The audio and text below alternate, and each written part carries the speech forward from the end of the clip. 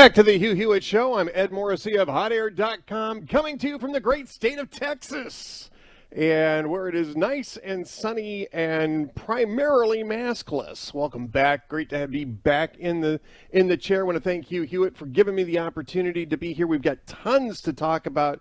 We have to start, though, with COVID-19 and remasking. This idea that we're going to reimpose masks not on the unvaccinated, where might help, but on everybody, including the vaccinated, who really aren't presenting a risk and who aren't at risk. And even the data that the CDC is now pointing to is demonstrating just how well these vaccines work. I mean, this is the message that the CDC has to be emphasizing. The vaccines work. The vaccines are actually the path out of this pandemic. Masks are not the path out of this pandemic. If masks were the path out of this pandemic, we would have been out of this pandemic last May. And not May 2021, but May 2020. Masks are a good way to mitigate risk for the people who are actually at risk. The vaccines clearly remove that risk. If you look at the CDC's data on breakthrough infections, on breakthrough hospitalizations, they're not really tracking breakthrough infections, mostly because the breakthrough infections that happen are asymptomatic. Almost all asymptomatic or so mild that most people don't realize that that's what they have. Hospitalizations account for 0.7% of all Americans who have been vaccinated. That's a 99.3% of Americans who've been vaccinated have not been hospitalized with COVID. Deaths are a quarter of that, maybe a fifth of that. So you're now into the hundredths of a percentage point of when it comes to vaccinated people actually dying from COVID, and who are and even those numbers, the CDC will tell you, are somewhat inflated because those are people who have had at the time of death, had COVID in their system, but may not necessarily have died from it. So the vaccines are tremendously effective here. And that really should be the only message that the CDC has. The way out of this is to get vaccinated. If you're vaccinated, you've got nothing more to worry about. I mean, life is risk, first off. So people die every year of the flu. Even if they've been vaccinated against it, people die every year of the flu. This is the same thing. Nothing is 100% guaranteed, but this is about a 99.3% guarantee, 99.93% guarantee. This is a tremendously effective vaccine. Maybe one of them, the combination of the three vaccines we already approved here in the United States, perhaps the most effective regime of vaccines that we've ever seen. This is an amazing achievement. And the CDC is apparently intent on undermining this by telling everybody to put masks back on. We've got a lot of different cuts today. Let's start with Francis Collins, who was on Fox News Sunday yesterday with Dana Perino, talking about why we need to start over almost from scratch on the Delta variant. I will very much like to do that. And let me try to strip away all of the confusing information and try to hit the high points. And they kind of come in two categories, the bad news and the good news. So let me start with the bad news. Delta is spreading. We know it's extremely contagious. And certainly in some parts of the country, like Missouri, Arkansas, Louisiana, it is reaching very high levels. And we are now once again seeing case levels per day closing in on 100,000, which we haven't seen since February. So this is really a different virus than last year. And everything we learned about COVID a year ago, you got to sort of hit the reset button on now how we need to react to it. We also are learning, and this is not particularly good news, that vaccinated people, if they get infected, which is rare, but it does happen, they have pretty high viral loads, which means they could also be passing it on to other people. Even though they have a very low risk of getting seriously ill themselves, they can be a vector. That was the reason for CDC saying it's time in those places where the virus is spreading, which is about 75% of our counties, to put the masks back on when you're in indoor space, whether you're vaccinated or not. This is the best way to stop the transmission of this very contagious virus. I will very much like to do that. And let me try to. All right. First off, this is not a different virus. This is the same virus. Dwayne Generalissimo Patterson, is this a different virus or is this a variant of the same virus? It is not a different virus because the vaccine still works on it. The vaccine still works against this. And this is what people have to understand. The vaccine still works on this. We just got done going over the data. The CDC has been tracking breakthrough infections since the vaccines started. So we have now 7 months worth of data. We've got almost 2 full months now where Delta has been the dominant variant inside the United States. And you still have 99.3% of vaccinated people have not been hospitalized with this. 99.93% of vaccinated people have not died from this. And again, these are people who have been out in the world. They have taken off the masks. They have gone out. They have gone to the grocery store. They've gone to the movies. They've gone to do different things. And they haven't been masking up. And this vaccine has been an amazing amount of protection for them. Now, are there some people who might be at higher risk? Of course, some people who have immune suppression might be a little higher risk of getting a breakthrough infection, and those people are a little bit higher risk of getting complications for this. So if you're around an immune suppressed person, maybe you might want to take a little bit of care, even if you've been vaccinated. That makes some sense. But the idea that you're going to have to wear a mask now until everybody gets vaccinated, which is lunacy. Is lunacy, and B, is not going to happen. There are some people who just flat out are going to refuse to be vaccinated. The problem with that is you can't build public policy around people like that. If you choose not to be vaccinated, that's your choice. I am very much opposed to mandates that have a government requirement for a vaccination. Employer mandates are something a little bit different. We're going to talk about that later in the show. But the federal government can't say, if you're in the United States, you have to be vaccinated. That's something that we should oppose, and I do oppose. But if you choose not to be vaccinated, you're the person who is accepting that risk. And you can't expect everybody else to carry the burden of that risk because you've chosen to do that. And that's really what this comes down to. Who gets the burden of this risk? Is it the person who takes the risk, or is it everybody else around that person to protect that person from the risk that they're choosing? It can't be the latter, because if that is the philosophy, then you will never see an end to mask mandates, and it won't just be COVID. I mean, people die every year of the flu. I think those numbers are somewhat inflated, but it is a fact that people die every year from the flu. And if we are now going to go to the zero COVID baseline when we're coming up with public policy, Dwayne, what's to say we're going to stop going to zero flu, zero whatever? Even if it's an extraordinarily small number of people who are dying from these things, why shouldn't we just have everybody mask up all the time for everything in perpetuity? If the vaccine were still in short supply and we were still prioritizing who gets it based off of more pressing need, then the equation's different. As soon as April 19th happened and the vaccine was available everywhere for free on demand, once that happened, my moral responsibility for your safety and protection against COVID ends at the inside of your front door. Absolutely. Absolutely. And again, this gets back to who takes on the burden of risk.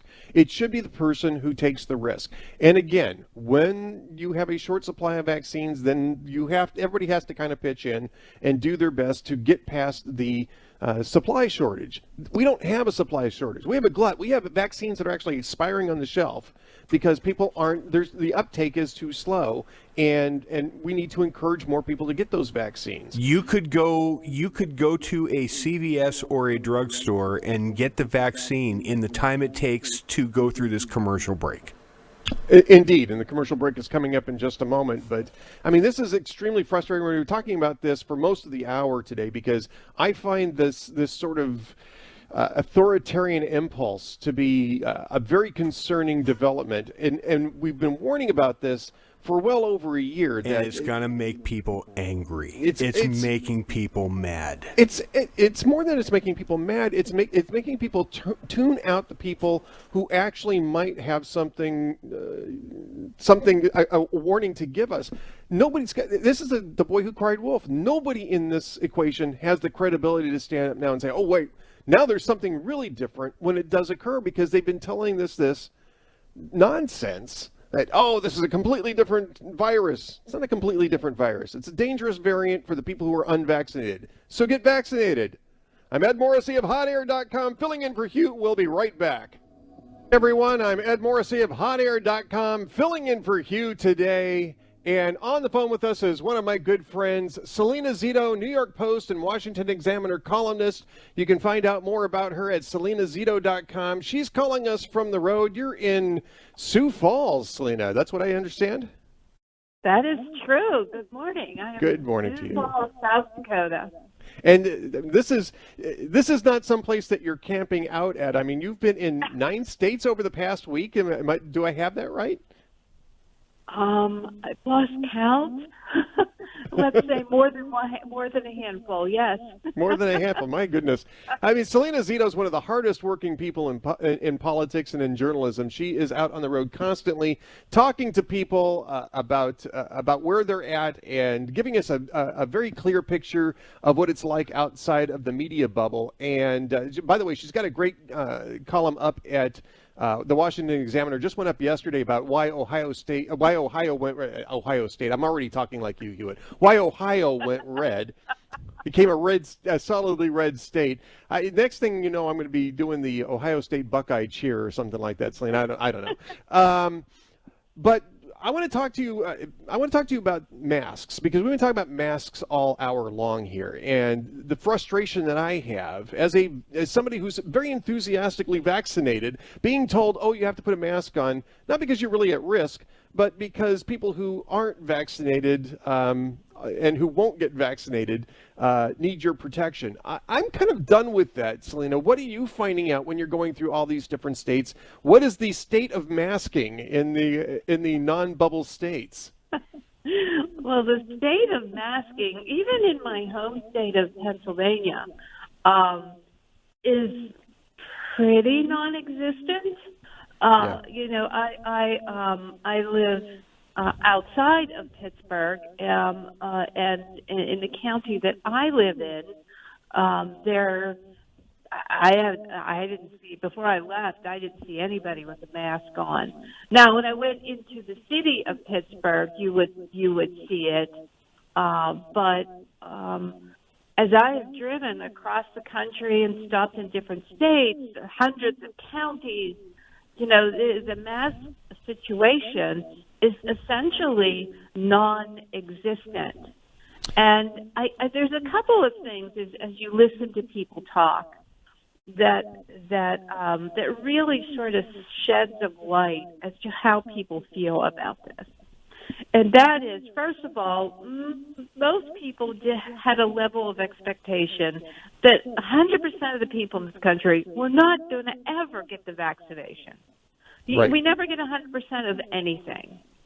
And so that sort of outrage and anger at people who didn't get it isn't as prevalent as you would see on social media, right? Right. And then this idea that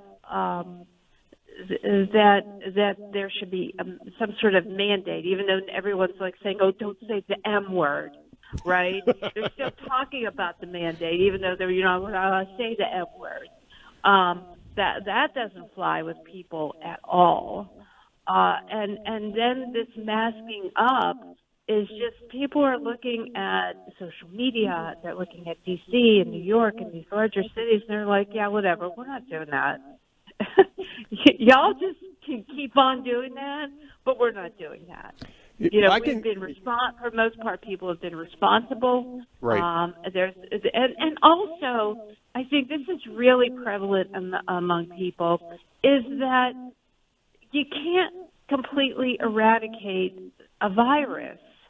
It's going to continue to happen, and we have to be able at some point to understand that there's going to be risk and lead our lives. You're right, exactly. And like I'll tell you the view from Central Texas. I do see people masking up occasionally out here, and I just assume that those are people who assess their risk at being a little higher. And I say that's great. If you want to wear a mask, I don't think anybody should be shamed for wearing a mask. If business owners want to require a mask, and I want to go inside the business, I am a big believer in private property rights, and so I will make up my mind then. I have some masks in the car if that's the case, and I really want to do that. I will put one on. But look, I mean, I think you're spot on about what's going on down here in Central Texas too, which is that people are not going to be told you have to mask up wherever you go, regardless of your status. People are tired of this, Salena, and they're exhausted by these constantly shifting messages from people who should know better. You got about 30 seconds. I'll let you have the last word. Yeah, that's the other thing, is the inconsistency. Now, I know you cannot predict what a virus can do. However, the forthrightness of people in charge, right? Whether it's government or science, and then constantly changing that, and then shaming you for not keeping up with the change. That inconsistency, people have lost respect for the inconsistency, and I think that's a problem for Democrats going forward. It's a huge problem. It's a huge problem, Salena. Thank you for being with us. We'll be right back. Stay tuned, folks. Welcome back, everyone. I'm Ed Morrissey of HotAir.com, filling in for Hugh this week from the great state of Texas, deep in the heart of Texas. And joining me to open this hour is one of the nicest guys in politics. I call him the Prince of Twitter because that's exactly who he is. Red State contributor Andrew Malcolm at AH Malcolm on Twitter, the Prince of Twitter. Welcome back to the show, sir. Thank you, Ed. It's wonderful to be here, and welcome to Texas, eh? Yeah, thank you very much, and welcome to Tennessee for you. We're both recent. We both recently fled our long-held digs to decamp for warmer and or saner pastures, I think, Andrew. Yeah, anything to keep my supply of bacon going. Now, this is a crazy story, right? California is going to face a bacon shortage because they passed a law that requires all pork to be raised in with certain space parameters that fits almost none of the pork producers in the United States, and so any pork producer that doesn't fit this category can't sell their wares in California. Now, forget the interstate commerce clause, because this is a law that really should have been overturned by the Ninth Circuit. I imagine it's going to go to the Supreme Court, where the Supreme Court's going to tell California that they can't pass those kind of laws that impact producers in other states. But I mean, there's going to be a bacon shortage in California. If you like bacon and eggs, or bacon and, well, almost anything else. I like bacon on everything. I like bacon on bacon. Californians, you're going to have a problem. You're going to start seeing either shortages or huge price increases, or both, on everybody's favorite meat. This is crazy, Andrew. It is crazy, and I'm going to become a very rich bacon runner. I think I found mine next. You can run it from Tennessee. I'll run it from Texas. We are coming to your rescue, Californians. Andrew and I are coming to your rescue. Well, the thing is, they will focus on getting more pork into legislation, maybe. Right. Yes. Yeah. Exactly. I mean, this is. These are the types of things when we say legislate in haste, repent at leisure. This is what we're kind of talking about. This was a very popular measure when it was adopted in California. It was, animal rights groups were behind this, and environmental groups were behind this. And I suspect it's going to become a whole lot less popular once it's in force and the price of bacon doubles or triples in California. Well, California is going to become a very safe place, so it won't have pork, and it already doesn't have plastic shampoo bottles from the little ones from the hotels.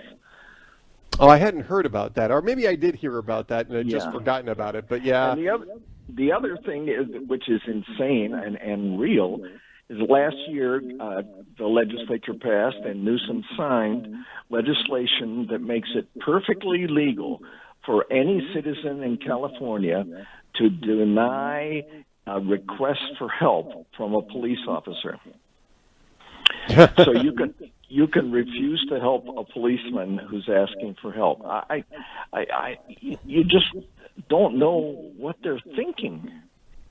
well, I actually do know what they're thinking. This is part of the whole defund and demoralize the police movement that Democrats have really, for some reason, embraced, and which is really it's already backfired on them in last year's election. I mean, House Democrats were saying all this talk about defund the police and socialism really impacted their candidates in the House, and it's going to do it again next year, especially when some of these measures begin to bite. I mean, you take a look at the crime in Minneapolis, which I'm not there any longer, but I mean the crime there is still going through the roof, and that's true in many of the urban centers where you had this effort to reduce police funding, reduce the police presence. Crime has just exploded in a way that it hasn't. I mean, a single year spike that frankly, I don't think we've ever seen a single year spike like this. And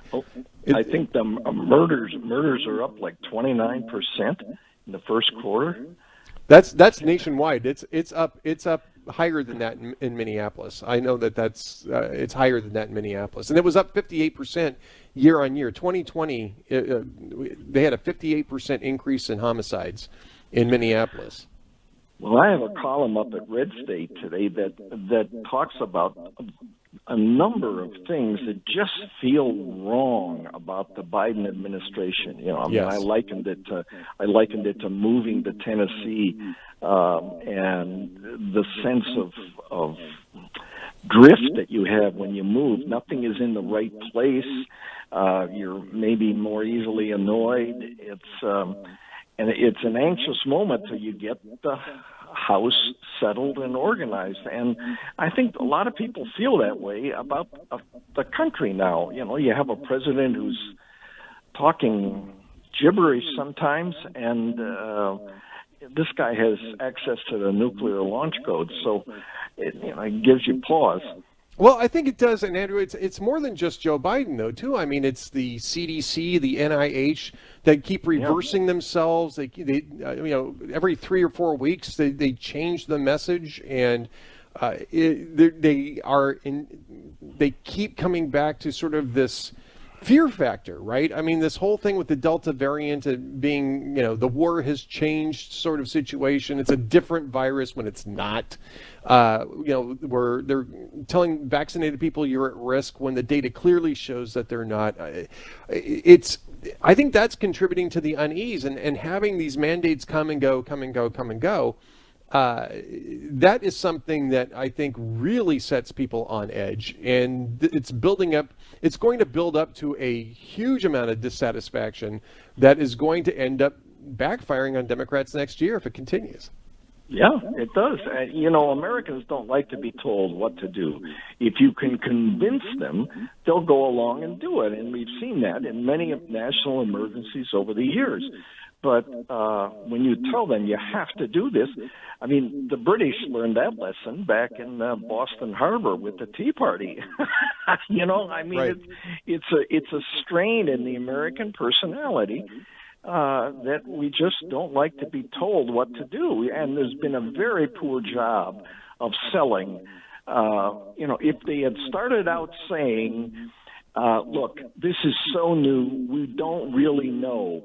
We're going to try to find protection for everyone, but please bear with us. But no, they said, okay, 2 weeks, and then we'll flatten the curve. And 2 weeks became 2 months, and now it's into the second year. People go, wait a minute, this just doesn't ring true, and I'm not going to do it. Well, I think it would, if there wasn't a vaccine, right? then you could say, well, look, I mean, things come and go, and you have to react to these things, and we don't have a way other than some of these mitigation measures that we're talking about. But that's not true. We've got vaccines. The vaccines are enormously effective. And rather than emphasize that and say, if you've been vaccinated, you're back to normal. Everybody else, you should be wearing masks or staying home.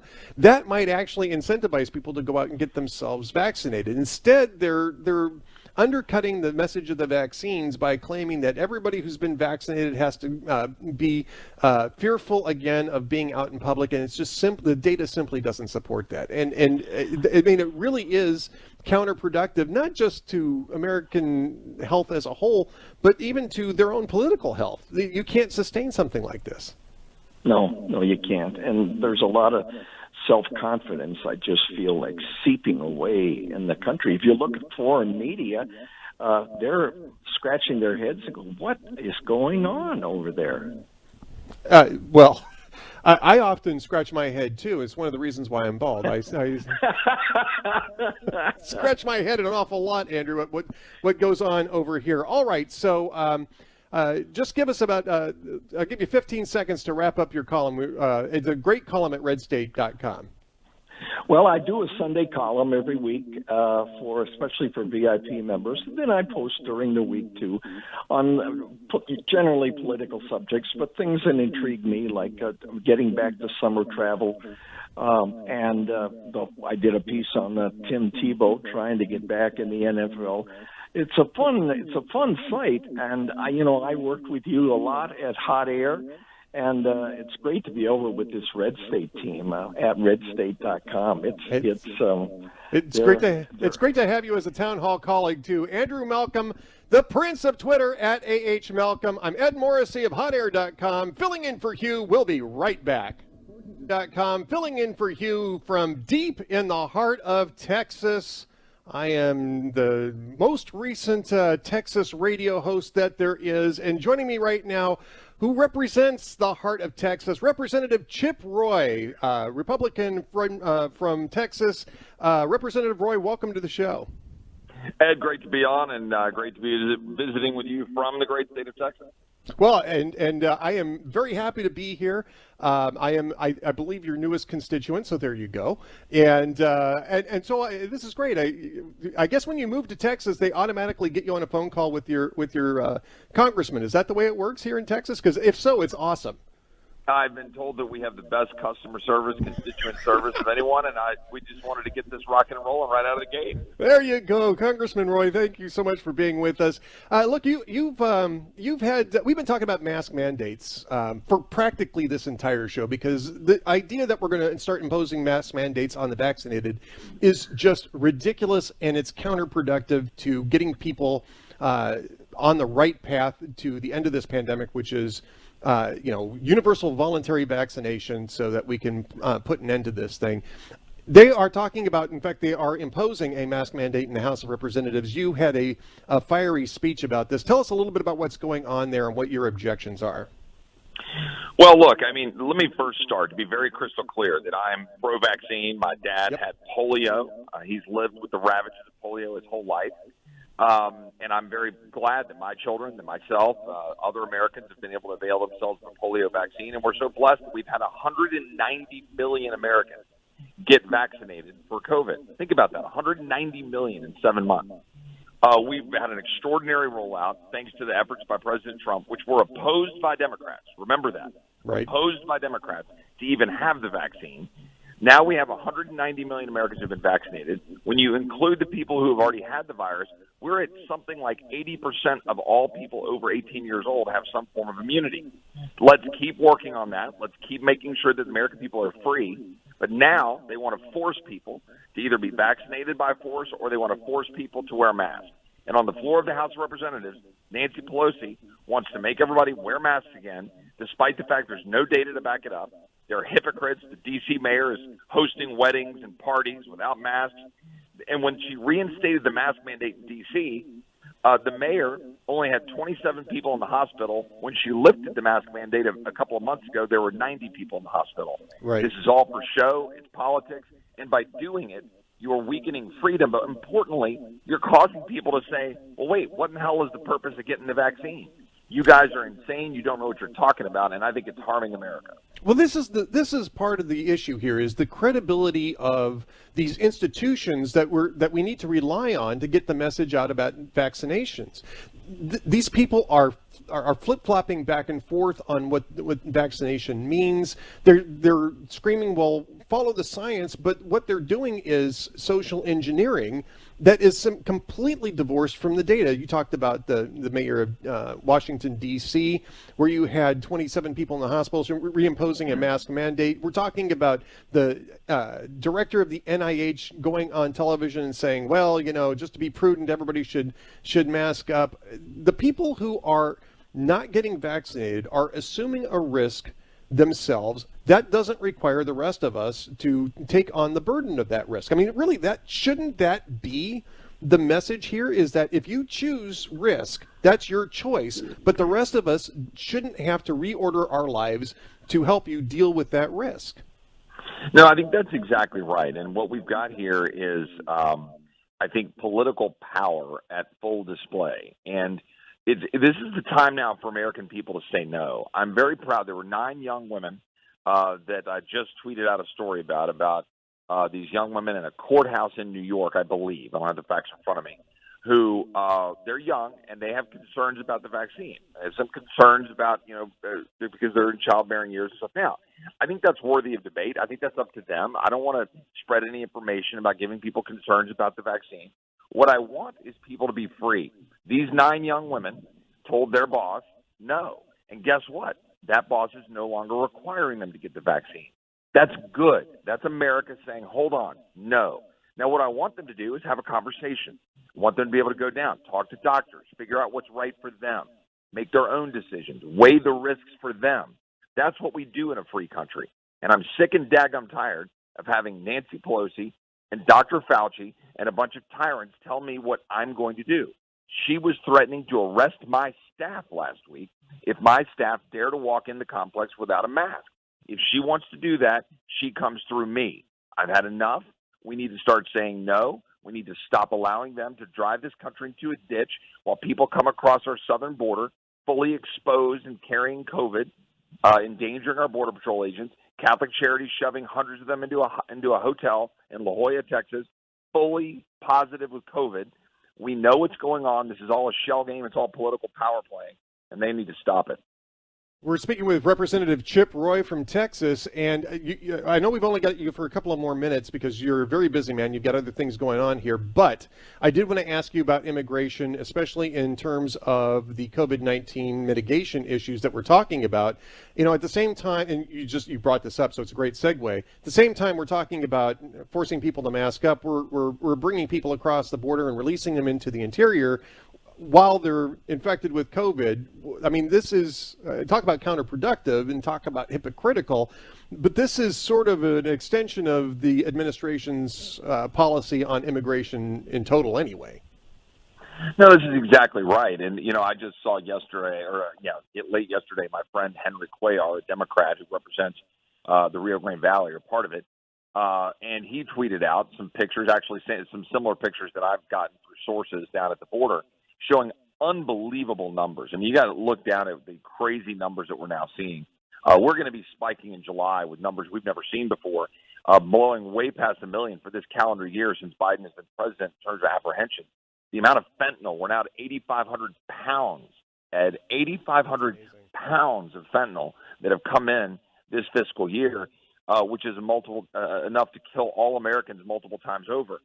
We have sex trafficking, human trafficking, cartels running our border. We have human beings at risk, endangering our country, endangering our Border Patrol agents, and it has to stop. And I'm glad Governor Abbott is pushing back. I think we're going to have to go further, and we have to go further quicker. We can't wait until the elections of next year.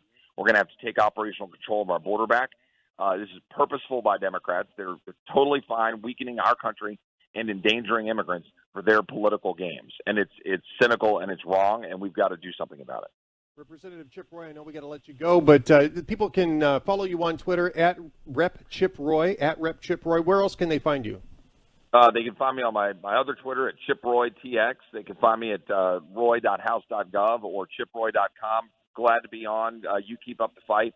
This country, I think the veil is being lifted on what's been happening. to our schools, critical race theory, what's happening at our border. American people want their country back, and it's time for an American revival, and we're going to get after it. Thank you very much. Representative Chip Roy, thank you so much for being with us. I know you got to move on to get to some other things. I want to talk a little bit about sort of the elitist hypocrisy that is accompanying some of this stuff that Chip Roy was just talking about. We talked a little bit about Muriel Bowser, who is the mayor of Washington, D.C., who reimposed the mask mandate on public gatherings. The night before it went into effect, she had a party for her 46th birthday, so happy birthday, Mayor Bowser.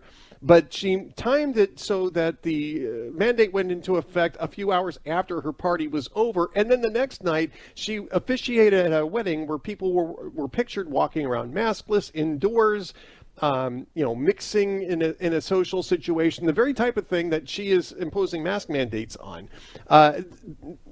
This is the reason why people are having problems with elites telling them what to do, is that the elites tell everybody else what to do. This is Gavin Newsom at French Laundry all over again. And now Axios reports this morning that Barack Obama is going to have a 60th birthday bash at his 30-acre estate, his new 30-acre estate. And I don't begrudge him a 30-acre estate. He made a lot of money on his books, and he can spend it any way he likes, and he can have a party any way he likes. This is going to be an outdoor party, but 475 guests are going to be there, and they're insisting that they're going to follow COVID protocols. Now, I don't think that they need to be masked if they're outdoors. I don't think that they particularly need to be masked if they're indoors, as long as they're all vaccinated. They're going to encourage all the guests who are invited to be vaccinated. But it will be very interesting to see how much focus is put on this birthday party by the same media that is pushing this sort of relentless, oh my gosh, the Delta variant, it's the war has changed, it's a risk to everybody, everybody's got to mask up. It'll be very interesting to see how they cover this Barack Obama birthday bash that Axios describes. I mean, it sounds great. I'd love to have an invitation. I'm vaccinated, so I'd love to have an invitation to it. I won't get an invitation to it, but I'd love to get an invitation to it. This is on Martha's Vineyard. It will be on, I believe, this coming up weekend. And so this is not too far from Provincetown, by the way, where this outbreak that changed the war took place. And Dwayne. Martha's Vineyard? Martha's Vineyard. You mean it's not going to be held in the Capitol steps with the squad in solidarity?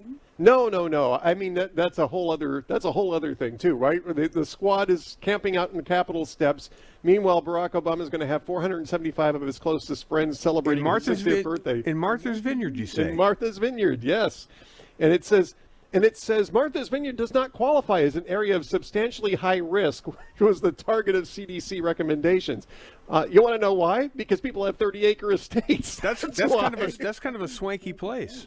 It is a swanky place. Hey, and again, I don't begrudge anybody. If you've got the money to buy for 30 acres on Martha's Vineyard, God bless you. You should go out and do it if that's what's going to make you happy. That's free enterprise and that's free choice. I'm glad that he's celebrating his 60th birthday. I'm just waiting to see how the media is going to celebrate that. Coming up next, Larry Elder checks in. I'm Ed Morrissey of HotAir.com, filling in for Hugh. We'll be right back. Welcome back. This is Ed Morrissey of HotAir.com, filling in for Hugh today and welcoming our great friend Larry Elder to the show to give us a check-in on the California recall effort and his gubernatorial run. Larry, great to talk to you today. Ed, you too. Thank you for having me. I appreciate it. So what is going on in the campaign here? I mean, you've really shaken things up here. You've I think, re-energized the whole recall effort by jumping into this, and I'm thrilled for your for the energy that you're bringing into this. How are you seeing things out there in the campaign trail? Well, so far so good. The polls show that I'm substantially ahead of my Republican rivals, but that really isn't the issue. The issue is the first part of the ballot. It's very simple. Do you want this man, Gavin Newsom, recalled? If 50% plus one voter does so, the second question is, whom do you want to replace him? Now, unless 50% plus one says they want to recall Gavin Newsom, it doesn't matter how well the Republicans do, and that's why I'm urging all of my Republican rivals to keep their eye on the prize. And the prize is Gavin Newsom. The prize is the 2.2 million Californians that signed the petition to get this guy out. at least a quarter of them, Ed, are independents and Democrats who just voted for him 2 years earlier. They are angry about the coronavirus mandates. They're not only angry about the mandates, they're angry about the hypocrisy. As you know, he sat up there at that French Laundry restaurant with the very people that drafted the mandates, violating the mandates, not wearing masks, not socially distancing. Meanwhile, his own two kids were enjoying in-person private education while he slammed down education for everybody else in the state. Now, the educational system is already pretty bad, especially for urban students. 75% of black boys, believe it or not, in California cannot read at state levels of proficiency, and those levels ain't very high. Nearly half of third graders cannot read at state levels of proficiency, and they lost a whole year of in-school learning. 300,000 public school teachers, it is estimated by everybody I talk to that at least 5% of them are incompetent. That's 15,000 teachers who ought not be teaching. Now, if that were the LAPD, there's roughly 10,000 officers LAPD, Ed. Let's assume 5% of them were bad. That's 500 officers that are planning evidence or engaging in excessive force or racially profiling. We wouldn't put up with it. But we're putting up with 15,000 bad teachers, many of whom end up in the inner city. They're not in the west side. They're not in the valley. They're in the inner city. That's why 2/3 of black parents, according to a recent report I read, do not want to send their kids back to the Los Angeles school district in the fall. They argue that the worst teachers end up in the schools that need them the most. And this is a teachers union. They are the largest funder of my opponent, Gavin Newsom. They adamantly oppose choice in school because they know that the teachers will not automatically be union members and they won't automatically get those dues. So I am an adamant proponent of choice in public school, and my opponent is opposed to it.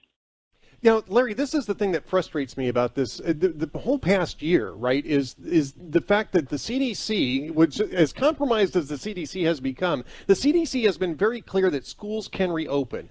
And the teachers' unions are keeping a lock on this. And Republican response to this has been to go after the CDC, which is understandable. But I don't see the money going into the school choice effort to go out into the urban and first-ring suburb communities that are the hardest impacted by this, and to build constituencies in there on the basis of school choice. This is a red carpet issue for Republicans right now, and for some reason they're not picking up on this. I mean, I think that your focus on this is exactly right. I couldn't agree more. It's right over the plate, waist-high, fastball, straight down the plate, right where you want it.